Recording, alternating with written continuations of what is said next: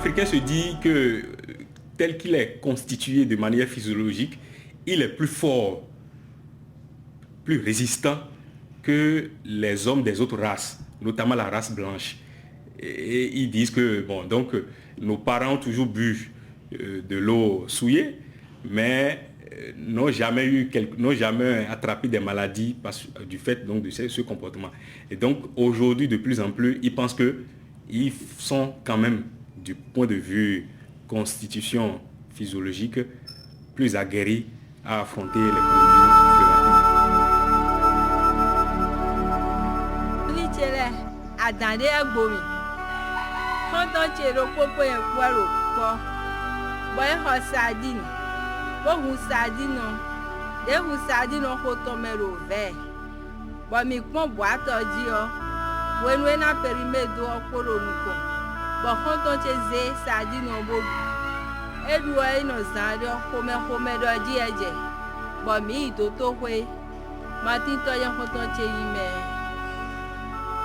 Se nourrir, se soigner font partie des besoins essentiels de l'homme. Le consommateur qu'est le peuple ne contrôle pas tout ce qu'il consomme. Les failles du système de contrôle sont autant de facteurs dont profitent certains commerçants pour déverser au sein de la population chaque année des milliers de produits contrefaits ou périmés impropres à la consommation. Un produit peut être qualifié de frélaté lorsque ce produit n'est pas fabriqué selon les normes requises. Selon les normes requises, alors ce produit est frélaté. Ça veut dire donc ça ne respecte pas toutes les qualités ou les normes relevant de la fabrication de ce produit. C'est en ce moment alors qu'on dit que le produit est frélaté. Il est différent du produit qui est périmé, qui lui n'est plus consommable du fait que ce produit a dépassé la date limite de consommation. Donc c'est différent du produit frélaté, qui lui n'est pas fabriqué selon les normes requises à la matière. Voilà. Donc, alors, ces produits se retrouvent sur le marché. Nous sommes au niveau du commerce intérieur. Il y a deux possibilités. Soit c'est des produits qui sont fabriqués à l'intérieur du pays, soit c'est des produits qui sont importés. La plupart du temps, il s'agit de produits importés. Dans le but de défendre les droits des citoyens dans leur dimension de consommateurs, plusieurs associations ont été créées et sont actives sur le terrain. J'entends parler des associations de consommateurs, mais je ne les sens pas vraiment sur le terrain. C'est seulement Robin Akonventi qui vient intervenir au niveau de la chaîne Soleil FM pour la défense des consommateurs. Bon, à part lui, je ne connais plus d'autres. À vrai dire, j'ai entendu parler qu'il y a des associations de consommateurs qui existent. Mais en ce qui me concerne, moi, je ne réalise pas exactement quel est leur rôle. Sinon, j'ai l'habitude d'écouter la caravane du matin sur Radio Topa. Je vois un certain monsieur Baguidi qui, disons qu'il est, le président ou bien le quoi des consommateurs. Mais nous ne constatons rien sur le terrain qui est fait pour nous les consommateurs. Une association de défense des consommateurs au Bénin. Oui, je pense que j'ai pu voir à la télé entre-temps qu'il existait un organe comme ça qui s'occupait de défendre les droits des consommateurs, c'est-à-dire nous, le peuple, c'est-à-dire nous qui consommons les produits ou les services que nous proposent des structures, des multinationales et autres du Bénin. Non, moi je ne sais pas s'il y a d'associations de consommateurs dans le pays, parce que je ne vois pas leur rôle dans le pays.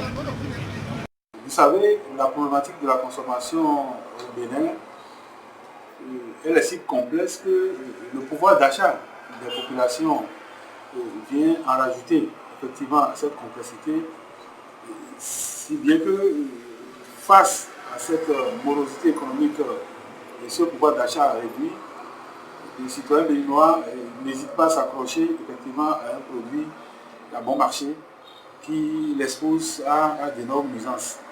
Alors nous sommes, en tenant compte des moyens dont nous disposons, nous prenons d'assaut les médias, nous écrivons aux organismes d'inspection et de contrôle pour quand même que très vite que ces postes de distribution soient localisés. Et dans le même temps, nous envoyons l'alerte au sein de la population pour les informer de qu'elles doivent garder la prudence pour éviter de tomber dans le piège de ces indélicats. Nous existons quand même depuis bientôt 6 ans en termes d'associations diverses dans le Conseil. Et nous nous battons d'abord pour l'éducation du citoyen consommateur, pour les informations qu'il puisse avoir qui pourraient lui permettre d'être un citoyen averti, pour lui enseigner ses droits et devoirs. Et nous nous battons aussi en sorte que la réparation des torts par rapport aux différents préjudices qui sont causés aux consommateurs devienne une réalité. Nous nous battons en sorte que le citoyen consommateur bénéficie d'un environnement sain. Et nous faisons aussi en sorte que tout le monde puisse vivre de façon équitable dans une cité où nous savons que les droits ne sont pas souvent respectés. Le Bénin partage près de 700 km de frontières avec son grand voisin de l'Est qu'est le Nigeria. Ce grand pays peuplé de plus de 150 millions d'habitants est le plus grand fournisseur du secteur informel béninois. La vente des médicaments de qualité douteuse est l'une des activités les plus florissantes à Cotonou et dans les autres communes du Bénin, malgré les mesures qui sont prises pour réglementer les circuits de distribution, voire les éradiquer. Les pâtes alimentaires sont parfois de mauvaise qualité. Les boîtes de conserve sont souvent périmées, mais plus vendues sur les marchés. Cette tendance peut être expliquée par le fait qu'ils entrent en ligne de compte dans la préparation des repas de tous les jours. Or, habituellement, les acheteurs dans leur grande majorité ne vérifient pas les dates de péremption. Certains vendeurs de produits frais ne respectent aucune norme de conservation des produits frais. Ils les étalent sur des tables à la merci de la poussière et de la fumée et attendent impatiemment les clients consommateurs qui viendront se servir.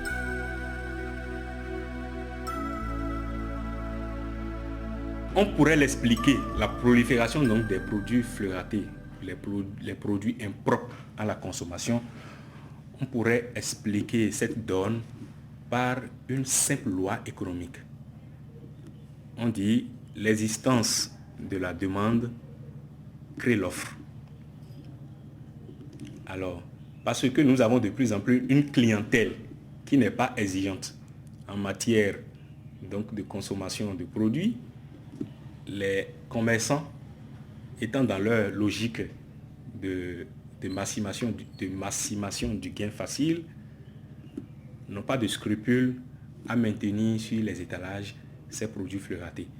Si nos frontières demeurent telles qu'elles sont actuellement, il serait difficile de ne pas retrouver ces produits-là sur le marché.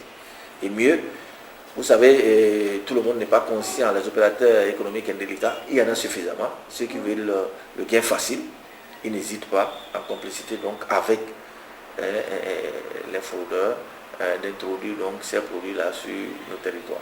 Voilà un peu les raisons pour lesquelles nous retrouvons ces produits-là sur le marché.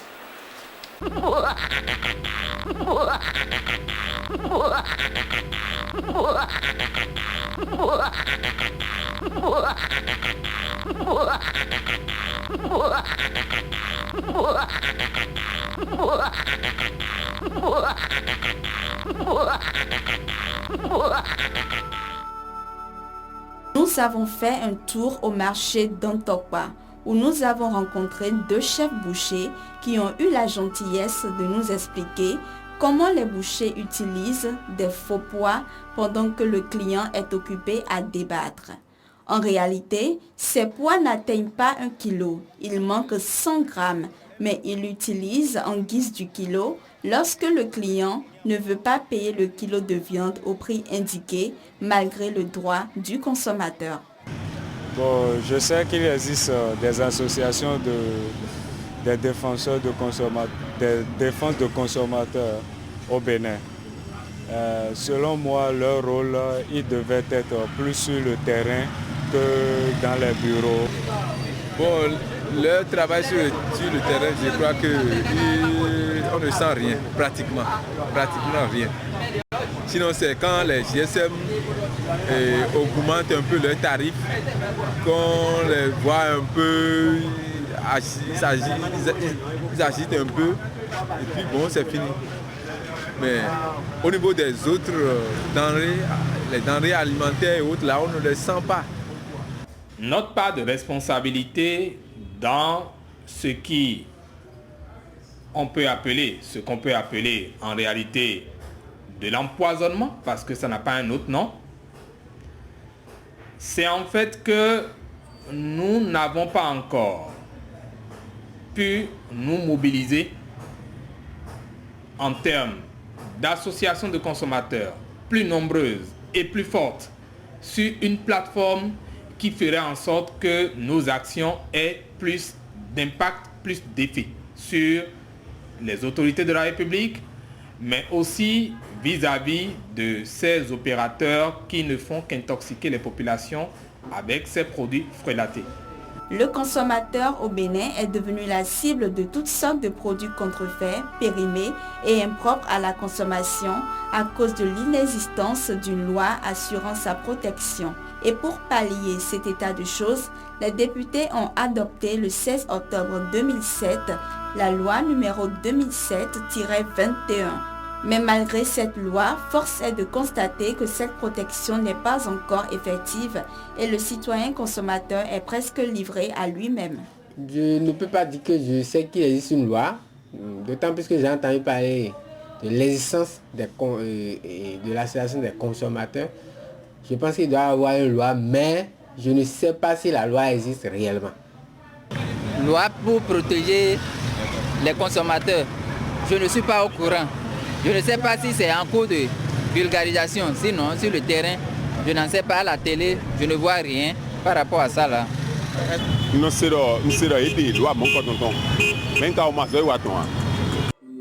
Vous voyez, pour qu'un produit soit qualifié, pour qu'un produit soit consommable, il y a quand même des normes. Déjà, il faut que le produit soit suffisamment renseigné. Cela suppose qu'au niveau de l'étiquetage, le consommateur doit pouvoir aisément lire tous les renseignements afin de pouvoir opérer un choix éclairé. Maintenant, il se fait effectivement que ces conditions ne soient pas toujours réunies. Et là, nous sommes parfois obligés d'aller agir au niveau central. Ça veut dire que les instances qui s'occupent effectivement de la correction de ces dysfonctionnements, parfois nous intervenons dans les comités techniques pour amener les opérateurs économiques à respecter les normes. Et parallèlement, vous savez, les consommateurs n'ayant pas toujours l'information, et puis avec un taux de près de 80% d'analphabètes, même si les tests existent, il est difficile de comprendre ce qu'on a réellement dit.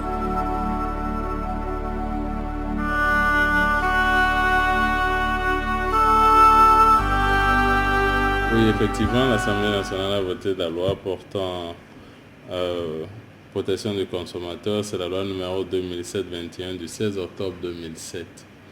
C'est une loi qui est venue régler un peu un vide, ou combler si vous préférez, un vide juridique qui existait. Et ce vide faisait de sorte que le consommateur ne recevait pas une protection particulière. D'abord, la loi a défini en son article 1er qui est le consommateur. Le consommateur, c'est celui qui sollicite ou achète des services ou des prestations et qui n'a pas pour objet ou pour objectif de les revendre, donc d'en faire le commerce. Donc c'est celui-là qui fait l'acquisition de ces prestations ou de ces articles pour sa consommation personnelle. Maintenant, la loi a organisé, prévu un certain nombre de prérogatives dont bénéficie le consommateur. C'est par exemple, lorsqu'il s'agit d'une vente à domicile, la possibilité de renonciation dans un délai de 30 jours. C'est une obligation d'information qui pèse sur le professionnel qui vend ses services ou vend ses produits aux consommateurs, droit d'information qui veut qu'il y ait un étiquetage conséquent qui permette au consommateur de savoir exactement ce qu'il achète, ce qu'il veut consommer. Et il y a également un droit à un service après-vente lorsque le service ou le bien acheté fera l'objet d'un usage prolongé. Il y a le droit à la résiliation du contrat. Lorsque ce contrat-là est conclu à domicile et le consommateur dispose d'un délai de 30 jours pour procéder à cette résiliation-là. Lorsqu'il s'agit de produits non agricoles, le fournisseur, le professionnel, est tenu de le faire enregistrer. L'enregistrement étant la formalité ou, si vous voulez, la procédure qui permet aux services compétents de contrôler la consommation des produits mis à la consommation ou offerts à la consommation.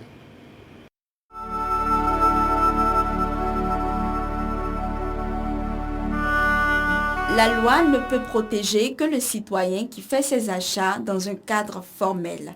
On remarque surtout dans les coins reculés que les personnes sont en quête de la satisfaction d'un besoin ponctuel et donc ne s'intéressent ni à la loi ni à la qualité du produit qu'elles consomment.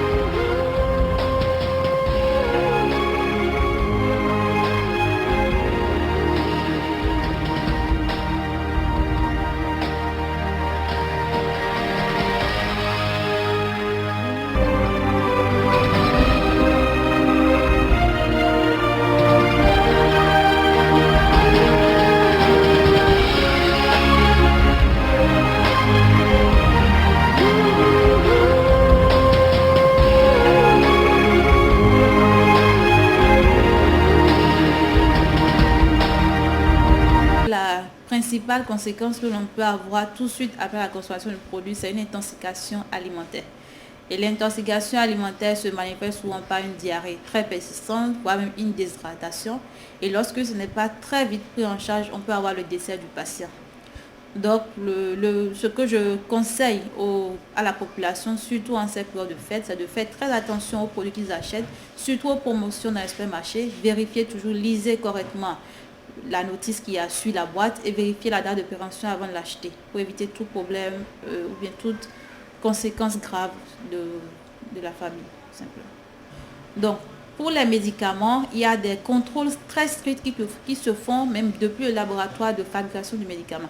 Donc, on a des contrôles qui se font avant la mise sur le marché du médicament et après la mise sur le marché du médicament pour voir s'il y a des effets indésirables graves qui peuvent même amener parfois à retirer le médicament du marché pour préserver la sécurité de la population. Contrairement aux médicaments, je dirais, légaux, les contrefaçons, par contre, n'ont aucune traçabilité. C'est-à-dire qu'il n'y a aucun contrôle qui se fait aussi bien en cours ou après la fabrication. Donc, ce sont des médicaments qui ne donnent aucune sécurité. La qualité ne peut pas, c'est une qualité fiable.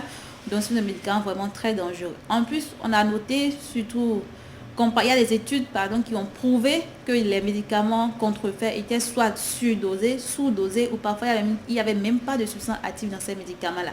Ce qui expose vraiment le patient qui le prend à des risques très graves.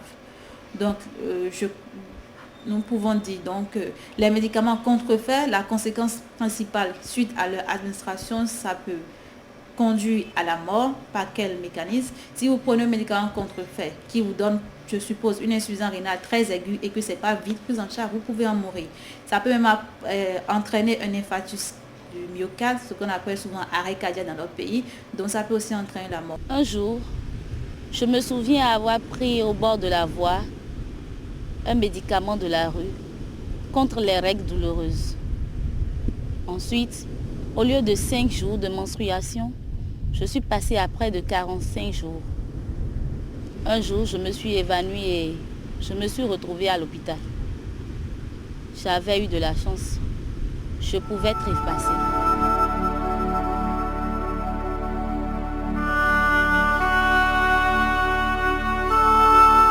Les produits hors normes occupent une place importante dans les pratiques alimentaires du Béninois. Cette pratique, outre ses répercussions sur la santé des citoyens, qui sont les vrais consommateurs, installe une concurrence déloyale contre les acteurs du secteur formel. Le développement économique du pays prend un coup, tout ralentit au seul profit de ces commerçants indélicats, le temps d'être appréhendés.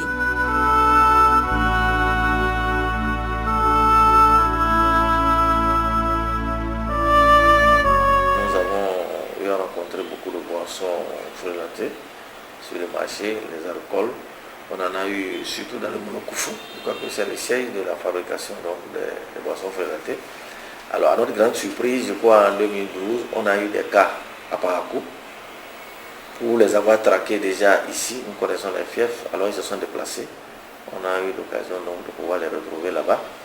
Il arrive également dans le domaine de la cigarette de trouver beaucoup de cigarettes qui ne respectent pas les normes de fabrication. Il y a des normes qui sont clairement définies.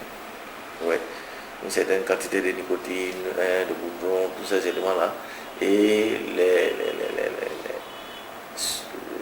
les marques, ce que la pochette de la cigarette doit comporter la marque Made in Benin. C'est une certaine réglementation qui n'est souvent pas respectée. Donc tout autre produit ne respectant pas cette condition-là et qui se retrouve sur notre marché est considéré comme un produit freelaté. Nous en avons ramassé suffisamment. Et là, je peux vous montrer même les images des produits que nous avons. Il y a du tri en 2014, c'est-à-dire que l'année dernière seulement à Ouida. Et dans le domaine de riz, on a détruit beaucoup de riz aussi. Bon là, ce ne sont pas des produits freelatés, mais c'est du riz avarié. Que les gens reconditionnent pour remettre sur le marché. Voilà, ça, on a eu ces cas-là aussi. Il arrive également que des opérateurs indélicats en arrivent à un moment donné, lorsque certains produits arrivent à expiration, lorsque les dates de limite de consommation sont arrivées à terme, alors ceux-là essaient de remplacer ces dates-là ou alors ils essaient d'effacer carrément. On a retrouvé donc ces cas-là sur le marché. Il y a 2 types de sanctions lorsque ces droits ne sont pas observés. La première sanction, c'est une sanction, disons, pécuniaire. Il y a des amendes qui vont de 300 000 à 100 millions lorsque ces droits sont violés. Il y a également des peines d'emprisonnement qui vont de 3 mois à 5 ans. Le pain constitue un produit populaire de consommation. Les résultats des enquêtes révèlent que parmi les intrants qui entrent dans sa fabrication, il y a des produits cancérigènes, dont le bromate qui constitue une substance chimique très toxique qui peut entraîner l'insuffisance rénale, la surdité et même la mort. Certains boulangers introduisent ces substances dans le pain en vue de jouer sur sa grosseur. Il faut manger pour vivre et non vivre pour manger, dit l'adage. Mais faire attention à tout ce que nous consommons est essentiel pour notre santé.